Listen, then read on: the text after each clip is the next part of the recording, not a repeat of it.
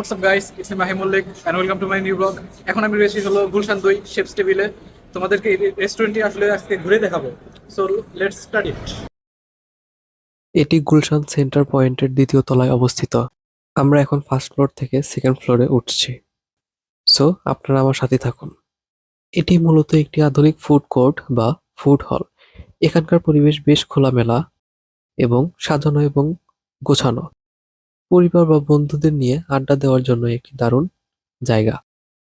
এছাড়া এখানে বাচ্চাদের খেলার জন্য আলাদা জায়গা আছে, যা পরিবার নিয়ে যাওয়ার জন্য একটি বড় সুবিধা।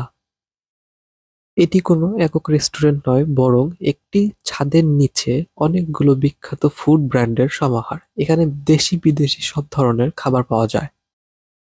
আমরা এখানে অনেক ধরনের রেস্টুরেন্ট দেখতে পাচ্ছি, তার মধ্যে উল্লেখযোগ্য হলো Darbar, Punjab kitchen walkway, pasta mania, seafood, Turkish fiesta, the ভোস কোম্পানি।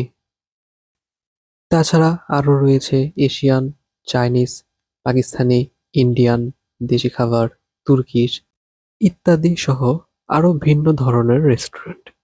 এখন ভাইয়া বুঝছো, আমার কাছে মূলত ওই সময় টাকা ছিল না, যে কারণে আমি টেস্ট করতে পারি নাই। সো জাস্ট এমনি ঘুরে ঘুরে আর কি জিনিসগুলো দেখা হয়েছে এবং এক্সপিরিয়েন্স নেওয়া হয়েছে।